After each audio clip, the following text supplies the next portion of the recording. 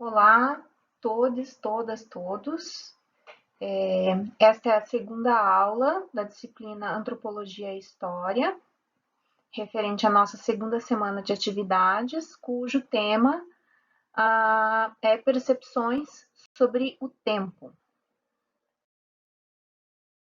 Vocês tinham uma literatura prevista, né? 3 textos para serem lidos, um do Luiz Roberto Cardoso de Oliveira, sobre as categorias do entendimento humano e as noções de tempo e espaço entre os Nuer, um segundo do Edmund Leach, 2 ensaios a respeito da representação simbólica do tempo, e um terceiro texto da Gabriela Marcúrio, A Imposição do Extraordinário. E ainda tem, o programa tem 2 músicas previstas para a realização de uma atividade multimídia que vai se somar, então, à discussão dessa videoaula. Eu vou começar expondo com o texto do Luiz Roberto Cardoso de Oliveira, em que ele vai trabalhar a noção de categorias do entendimento humano, ou seja, da onde vem essa ideia e como ela ingressa dentro do pensamento antropológico. Então, as origens, né, da ideia de categorias do entendimento humano, ela vem da filosofia aristotélica, né, na Grécia Antiga, né, e Aristóteles entendia que essas categorias diziam respeito às propriedades mais universais das coisas, né? Então, alguns exemplos dessas propriedades seriam a noção de tempo, de espaço, de gênero, de número, de causa, substância, totalidade, poderíamos pensar também em volume, por exemplo, né? E ao traçar essas propriedades, né, ele queria fazer menção, né, à capacidade que elas têm de gerar conhecimento, classificação e ordenação sobre o mundo, né? Então, elas nos ajudam a organizar um mundo que de saída nos é misterioso, né? De saída nos é desconhecido. Essas categorias estariam presentes, então, em todas as sociedades, ou seja, seriam universais. Porém, elas são manejadas, né, são gerenciadas, empregadas de modo singular por cada coletividade. Esse entendimento, né, da filosofia aristotélica vai ser apropriado pela escola sociológica francesa no início do século XX, né, que é o momento em que está ocorrendo a fundação da sociologia, né, e, subsequentemente, da antropologia enquanto disciplinas, né? E aí essa escola, né, que é capitaneada pelo Émile Durkheim e pelo seu sobrinho Marcel Mauss, né, ao tentar delimitar o que era, né, da expertise, né, da sociologia e da antropologia, né, e especialmente da antropologia, eles vão argumentar que essa ciência tem como meta entender as categorias do entendimento humano em povos concretos, né, a fim de compreender o pensamento humano para além de um sujeito filosófico ou de um indivíduo psíquico, né? Então, o que eles estão demarcando aí, né, em termos institucionais, né, científicos, vamos dizer assim, disciplinares, né? Eles estão dizendo que existem áreas do conhecimento, né, que não se confundem nem com a filosofia, nem com a psicologia, que também eram, né, a filosofia mais antiga, mas a psicologia também era uma ciência que estava nascente nesse período, né? Então, eles delimitam, né, qual é o objeto de estudo da sociologia e da antropologia. E nesse momento, né, como que as duas ciências se distinguem, né? A sociologia estudando os povos ocidentais e a antropologia os povos não ocidentais, né? A ideia a ideia dos povos primitivos, com bastante aspas, né? Que essa ideia deve receber, né?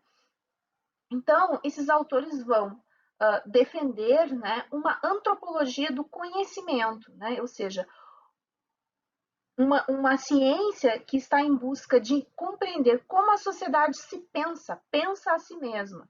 Isto é, como que ela constrói representações coletivas, como que ela simboliza, como que ela imprime significado às coisas, né? Dentro de um processo que dá sentido às coletividades, à existência das coletividades. E sem esse processo, a própria vida, né, seria impossível, né? Sem a atribuição de significado e sentido e ordenação no mundo. Tá?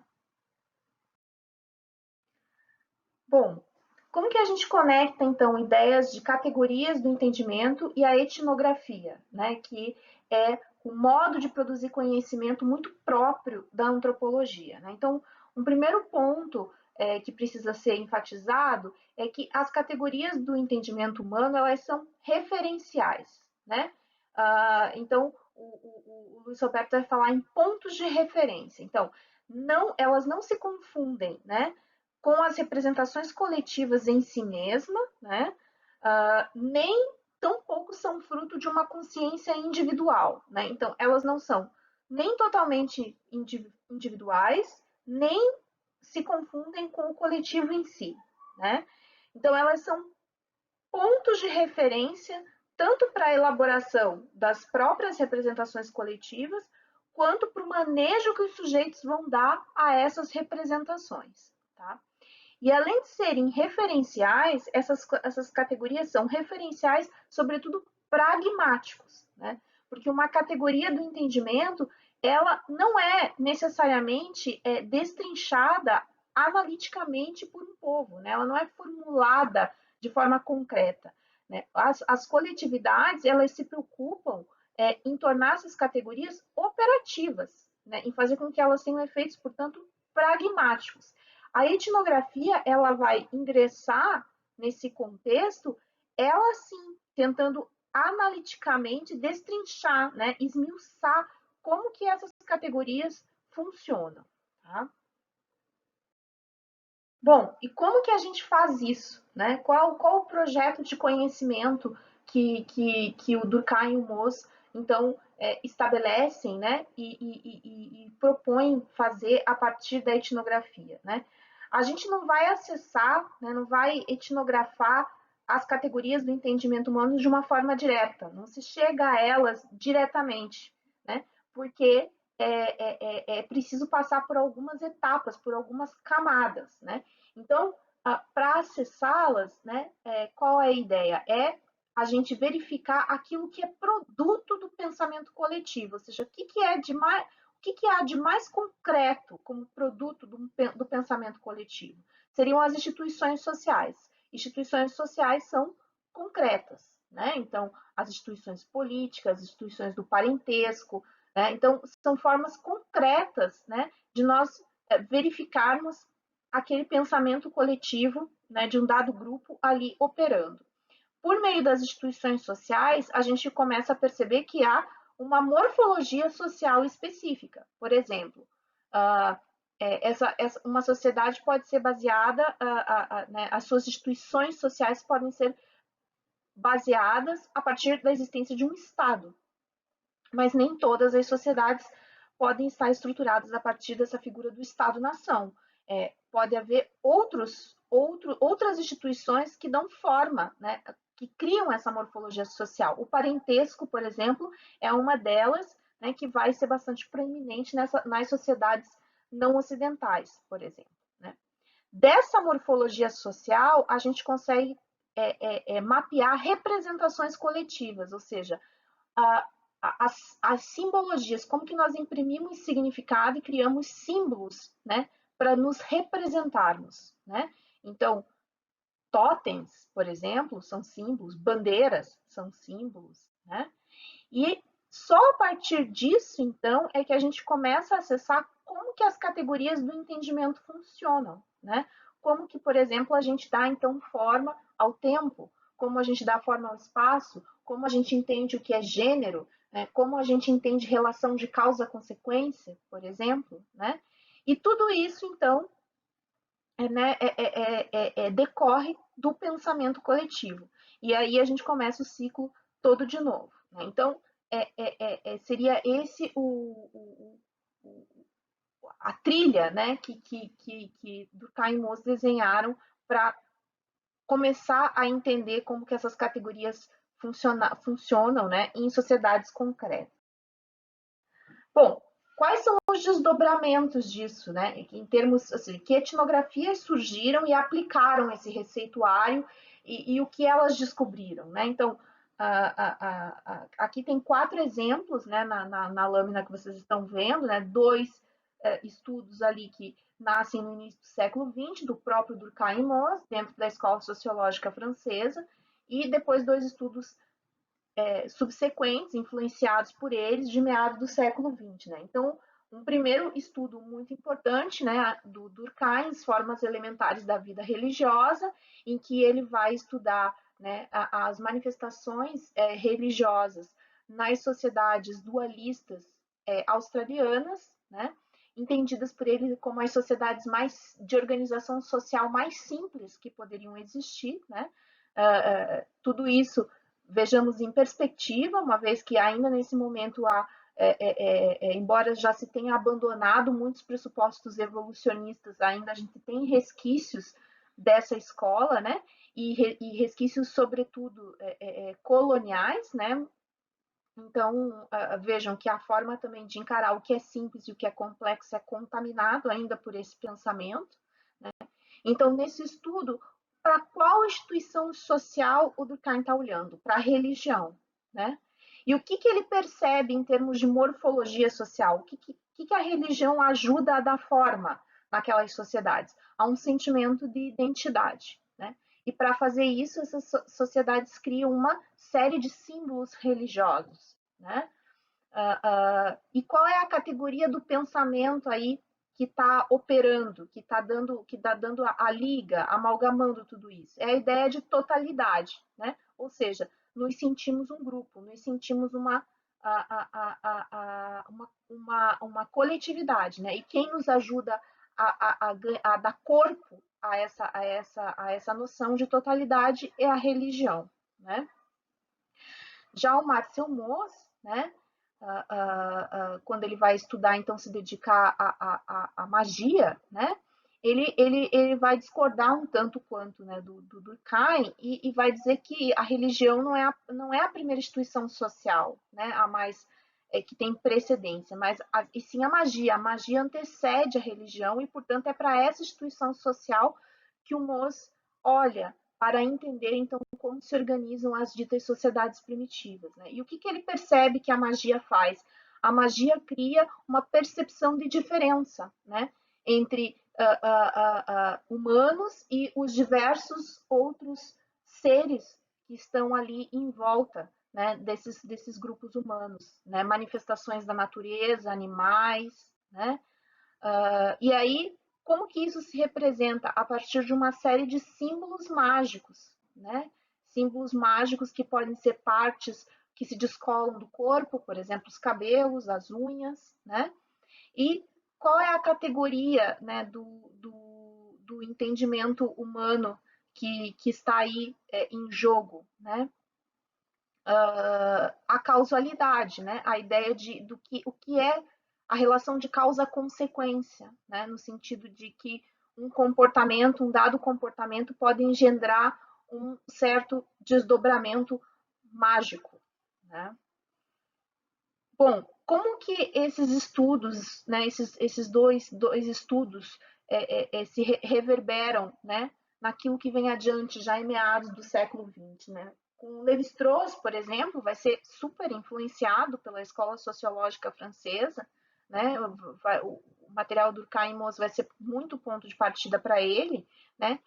E ele põe um fim a essa disputa, né, entre religião e magia, totalidade e diferença, ou seja, o que é mais importante em termos do que operacionaliza a vida nesses povos ditos primitivos. E ele vai argumentar, então, que totalidade e diferença são duas faces de uma mesma moeda, né? E que, portanto, é a combinação das duas que estrutura o pensamento humano em qualquer parte. Então, seriam as categorias do entendimento fundamentais: identidade e alteridade, ou seja, como me reconheço como parte de um grupo e como reconheço aquilo que é diferente de mim e do meu grupo, né? E depois, subsequentemente, a gente tem o trabalho do Louis Dumont, né, que foi aluno do Mauss e que é muito influenciado também pela obra do Lévi-Strauss, e que vai dar um passo adiante, né? Ele vai dizer que se totalidade e diferença, né, identidade e alteridade são duas faces da mesma moeda, tem uma categoria que abarca as duas, que engloba, né, as duas, que seria a ideia de hierarquia, ou seja, que para eu criar ideia de totalidade e diferença, eu preciso hierarquizar, né? Classificar, ordenar.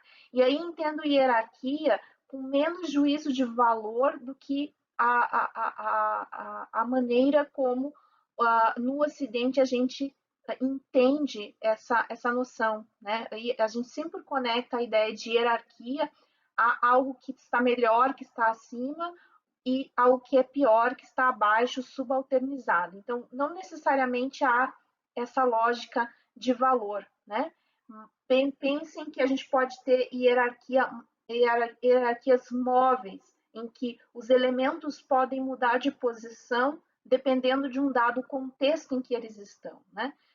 E como que o Dumont chega nesse entendimento, né? Ele faz um estudo na Índia, né, um estudo precursor, porque ele olha para uma sociedade de enorme escala, né, diferente dos seus predecessores que estavam sempre pensando sociedades, grupos de pequena escala, né? Então ele vê uma sociedade de grande escala, não ocidental, e que estava estratificada em castas, né? E que ainda hoje é assim, né? E ele vai trazer um entendimento muitíssimo novo a respeito do que as castas significam, que é justamente essa ideia de que as castas não estão introjetadas numa hierarquia fixa, mas que as pessoas estão no interior desse sistema em posições muito mais móveis, né? Que sempre vão, e a sua posição vai ser materializada pela relação com uma série de outros elementos, né? E ele vai argumentar, inclusive, que o endurecimento do sistema de castas advém justamente a partir da empreitada colonial e com o contato com a sociedade britânica e o sistema capitalista industrial e etc. Né? Isso tem um impacto muito grande na organização tradicional do sistema de castas. Né? Então, vejam, são 4 entendimentos, né? São entendimentos diferentes, mas percebam que a ideia de categoria do entendimento humano ela vai se complexificando, né, em cada um deles, e cada um desses autores aproveita o que o outro diz. Ele pode se opor, mas ele nunca conseguiria ter feito avanços sem aquilo que estava antes, né? Então é uma forma também interessante da gente ver como que as teorias, né, vão se complementando, se acumulando, e esse patrimônio de conhecimento vai se sofisticando com o passar do tempo. Bom, houve uma obra muito fundamental, né, que aprofundou o estudo da categoria do entendimento humano-tempo, né? E essa obra é a etnografia sobre os Nuer, do Evans Pritchard, né? Um povo que ocupa o território que hoje corresponde ao Sudão, na África. Essa etnografia veio a público nos anos 40, tá? Uma etnografia bastante densa, com vários volumes, então o que a gente lê é um dos volumes, mas existiram outros, né? E o Evans Pritchard, embora seja um autor britânico, ele tem ele recebe muito bem o pensamento da escola sociológica francesa, né? e vai aplicá-lo, né, no seu trabalho de campo, para analisar os seus dados etnográficos, né? Mas, ao mesmo tempo, embora ele tenha influência dessa escola, ele também não perde a tradição empirista do estrutural funcionalismo britânico, do qual ele é um filho, vamos assim dizer. Né? Ele já não segue os pressupostos lá do Radcliffe Brown, arrisca, né? Já descentra esses pressupostos com o pensamento da escola sociológica francesa, mas mantém essa tradição empirista que diz respeito ao que exatamente? A tentar estudar, então, as categorias do entendimento humano, e aí a gente vai dar ênfase para o tempo, né? Mas numa sociedade concreta, né? Numa sociedade, ou seja, numa realidade empírica concreta. Então, ele não está interessado em movimentos mais universalistas, como a escola sociológica francesa tinha, né? Que é criar grandes teorias que seriam válidas para várias sociedades. Né? Então, ele se aprofunda nesse grupo, nos NUE, que é uma sociedade, então, organizada em linhagens por descendência. Né? Então, é assim que ela se estrutura. Então, tem uma instituição social, tem no parentesco uma instituição social bastante central, né? para a sua operação. Bom, para falar sobre o tempo, né, e sempre de forma conjugada ao espaço, né, o Evans Pritchard vai trabalhar com 4 termos, noções fundamentais, né, que é a ideia de tempo ecológico, né, então ele percebe a existência desse tempo ecológico entre os números, seja uma variação, uma percepção dia-noite, uma percepção da passagem das estações do ano, mas ele também percebe um tempo que ele chama de estrutural, ou seja, que a passagem do tempo era percebida, por exemplo, pelas classes etárias, né? Os mais jovens em contraposição aos mais velhos, os anciões da comunidade. Também por eventos memoriais, ou seja, marcos de memória que aquele grupo tinha em relação aos acontecimentos, né? Da sua coletividade. E, de forma bastante espelhada, ele percebe a existência de um espaço ecológico que se forma pela vegetação, pelo relevo, pelas fontes hídricas, e também pela relação muito especial, né, que os Nuer tinham com os seus com a sua criação de gado, né? Então ele vai identificar ali naquele grupo o que ele chama de um idioma bovino, né? Em que tudo passava pelo gado, né? As coisas eram explicadas a partir do gado, o gado tinha muitas, era descrito em muitos detalhes, né? Então aquela criação tinha uma centralidade enorme ali naquele grupo.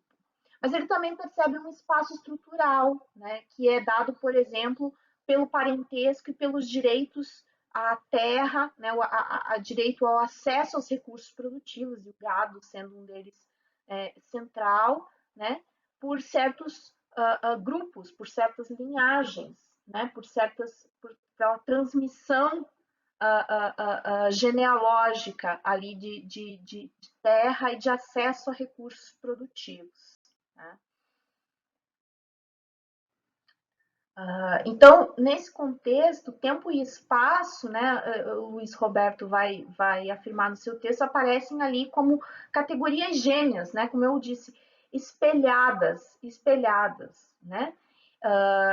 E, ao final, o que o Evans Pritchard vai concluir, né, primeiro ele destrinchou esses quatro termos, né, tempo ecológico, tempo estrutural, espaço ecológico, espaço estrutural. Mas, ao fim e ao cabo, o que ele vai afirmar? Que todo tempo acaba sendo estrutural, né? Porque o tempo ecológico ele é manejado em suas possibilidades a partir das relações socioeconômicas estabelecidas. Né? Então, os fatores ecológicos são referentes para a elaboração da estrutura. Né? E, ao mesmo tempo, ele também conclui que todo espaço é também estrutural, né? Porque o espaço ecológico é manejado em suas possibilidades a partir de relações sociopolíticas estabelecidas. Então, a ecologia é sim um elemento real, ele não está dizendo que aquela ecologia não existe e que ela não joga um papel importante, porém, a partir daquele campo de possibilidades ecológicas, né, a sociedade se constrói, né, ela se estrutura, né. Então, ou seja, a sociedade maneja aquilo, né? Agencia esses elementos naturais, não são eles que propriamente estão acima da sociedade, né? Então, que conclusões importantes advêm, né, de tudo isso, né? Uma ideia chave assim que o Evans Fischer traz com essa etnografia, e por isso ela é tão importante, né, é um divisor de águas dentro do pensamento antropológico, é pensar os Nuer como um grupo não fechado, né? Ele não era uma totalidade, né? Então, eram 200, ali no momento em que ele estuda, 200 mil pessoas num território bastante extenso e que se organizavam mantendo relações constantes com outros grupos, né? E os Dinka, né, eram os principais rivais dos Nuer, eram o grupo rival, né, com quem se guerreava mais, se disputava mais recursos, né? Outra conclusão importante que eu já introduzi é a ideia do gado como um valor fundamental. Mas por quê? Né? Bom, porque nenhuma família isolada daria conta de um grande rebanho sozinha. Né? Então é preciso dividir o trabalho, dividir o cuidado do gado, porque dali vem os produtos, né, que garantem a sobrevivência daquela sociedade. Outra coisa que ele conclui que é bem importante, que não é o tempo que comanda as atividades, mas é as atividades que valoram o tempo, né? E aí a gente entende quando ele diz que todo tempo ao final é estrutural e não ecológico, né? Porque é as atividades que aquela sociedade escolhe fazer dentro de uma ecologia possível que vão começar a valorar o tempo, né? Nesse sentido, tempo e espaço não são efeitos causais de condições ambientais, ou seja, não é uma decorrência direta. Ou seja, ele argumenta que as sociedades agenciam isso, elas imprimem significado. Né?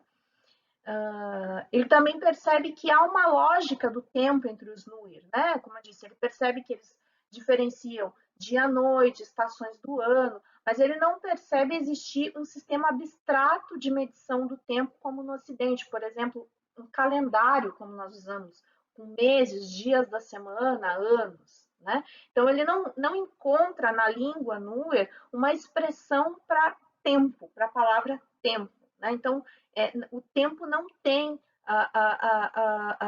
não se envolve de um conteúdo metafórico como nós fazemos. A gente diz que o tempo passa, o tempo se economiza, o tempo se perde. Ele não percebe isso no idioma Nuer. Né? E, fundamentalmente, né, a principal conclusão dessa etnografia é que não existe um tempo natural, um tempo que é dado, ou seja, pré-existente, único e verdadeiro. Né? Então, manejos do tempo vão acontecer de modos muito diversificados entre as sociedades. Né? As condições ecológicas vão jogar papel fundamental? Certamente vão, mas pode-se fazer inúmeros agenciamentos dessas condições ecológicas a depender dos objetivos sociopolíticos de um dado grupo. Né? Queria falar um pouco sobre a imagem, né, que está à direita. Né? Essa é uma imagem que tem toda a cara de pintura, mas não é uma pintura, por incrível que pareça, é uma foto, né, uma fotografia gerada em 2007, né, e que é um campo com o gado Dinka, que são os principais ainda rivais dos Nuer. Né? Então, os Nuer, sim, ainda estão lá, né? E muito e mantendo, né, as suas sua organização social ainda com muitas características que foram mapeadas pelo Evans Pritchard lá no início do século XX. Depois eu vou indicar uma referência que conta um pouco né, como que os Nuer se transformaram e, ao mesmo tempo, se mantiveram fiéis às suas estruturas sociais ao longo da passagem dos anos, né? Pós-etnografia do Evans Pritchard. Bom, e aí a gente entra, então, no texto do Leach, e eu começo com um excerto, né, que eu acho que vem coroar, né, as conclusões que a etnografia Nuer nos apresenta, né? Diz o Leach que nós falamos na medida do tempo como se o tempo fosse uma coisa concreta, à espera de ser medida, mas de fato nós criamos o tempo através da criação de intervalos na vida social. Até que tivéssemos feito isso, não havia tempo para ser medido. Os ensaios que o ensaio que vocês leram é uma junção de textos diferentes, ambos escritos, né, trazidos a público nos anos 50. O Leach também é um estudioso, né, assim como o Evans Pritchard, britânico, né, mas que foi muito influenciado pelo Lévi-Strauss, né, e novamente a influência aí da escola sociológica francesa, né, mas ele também, assim como o Evans Pritchard, não adere a análises muito universalistas. Ele gosta de pensar estruturalmente cosmologias particulares, né? Então também vai fazer uma etnografia bastante densa, especialmente entre o povo Kachin, que fica na Ásia, né? E aí, a partir dessa etnografia, é que ele vai desenvolver várias das suas análises, né? A etnografia principal dele é os sistemas políticos da Alta Birmânia. Bom, e a partir dos seus dados etnográficos, o que o Leach percebe, né? Bom, uma conclusão fundamental é que o tempo não é percebido diretamente pelos nossos sentidos, né? Estejamos nós no mundo ocidental ou não ocidental. Perdão. Então, nós não podemos tocar o tempo, não podemos ouvir o tempo, né? Não podemos sentir o gosto do tempo, né? Então, como percebemos o tempo, né? Ele vai argumentar que é basicamente pela repetição e não repetição. Como então a repetição e a não repetição se manifestam, né? Primeiro, quando nós estabelecemos intervalos, né, na vida social. Então, celebrações festivas, por exemplo, determinam intervalos, o tempo da festa é o tempo do trabalho, por exemplo, ritos de passagem, batidas do relógio, estações do ano, calendário do mês, os dias da semana, né? E estabelecimento desses intervalos vai variar enormemente de sociedade para sociedade. Mas o Leach argumenta que talvez os ritos de passagem, né, talvez sejam os elementos mais comuns, né, entre as diversas coletividades que vão delimitar esses intervalos, né, o estabelecimento de rituais. E o Leach vai ser um grande estudioso de rituais, vai ter um olhar bastante fino para eles, né? Outra forma de pensar repetição e não repetição é quando nós nos defrontamos com a entropia, né? O Leach lança a mão desse conceito da física, da termodinâmica, né? E basicamente o que ele quer destacar com isso é que, para além do nosso controle, todas as coisas que são vivas vão nascer, crescer e morrer, quer a gente queira, quer a gente não queira, né? Mas ao mesmo tempo, várias sociedades, né, demonstram diante disso um repúdio bastante grande à ideia da morte. Então, instituições como a religião, a própria magia ou até mesmo a ciência, né, elas vão defrontar essa entropia, elas vão tentar interferir nesse circuito do tempo, vida, crescimento e morte, né? Prometendo uma vida após a morte, esticando a vida a partir de melhoramentos genéticos, né? Os caminhos são vários, né? E, por fim, a gente percebe passagens de tempo, repetição e não repetição, na velocidade, né? Então, Litt vai argumentar aqui que a gente tem uma percepção do nosso metabolismo biológico, né? Então, a gente percebe que fazia coisas quando era criança de modo mais rápido, mais ágil, que com o passar do tempo o nosso corpo já não responde mais da mesma forma, né? E que isso se espelharia no nosso sentimento de que na infância os anos parecem correr muito mais lentamente do que na idade adulta, né? Então, aqui é o nosso próprio corpo nos dando sinais da passagem do tempo, né? E das mudanças conforme o tempo caminha, né? O que se repete, o que eu não consigo, né? O que não se repete mais, né? Litt também vai tentar gerar algumas classificações no que diz respeito a modos de medir o tempo entre sociedades ocidentais e não ocidentais, né? Então, ele vai argumentar que nas sociedades ocidentais, basicamente, o tempo é medido como uma linha reta, né? São as nossas cronologias, né? Que nas aulas a gente usa um monte, né? A nossa forma de entender a passagem do tempo, né? Como sucessões de épocas, como sucessões de idades, idade moderna, idade da pedra, né? Enfim, a forma como a gente conta a história. Linear, né? Já as sociedades não ocidentais vão ter uma forma bastante diferente, né, de perceber a passagem do tempo, né? Então, ele vai dizer que é muito mais com um viés de descontinuidade, num passado que não tem tanta profundidade quanto o nosso, né? Então, a gente olha para o passado com bastante profundidade, como se estivesse muito longe de nós, né? Como quando a gente pensa lá os primeiros hominídeos, por exemplo, né? É muito longínquo, é muito longe, né? E que os grupos não ocidentais não criariam esse afastamento tão profundo do passado, né?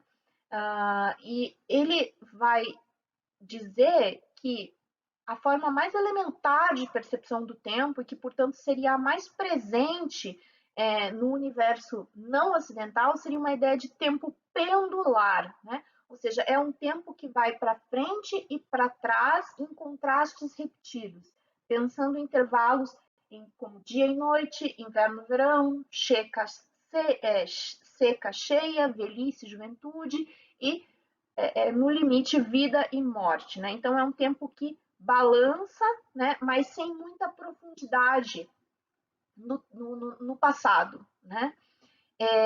Vejam que essa ideia de tentar pensar um tempo mais elementar também guarda certo resquício evolucionista, né? Que há um tempo que esse tempo seria a forma mais simples de contar o tempo.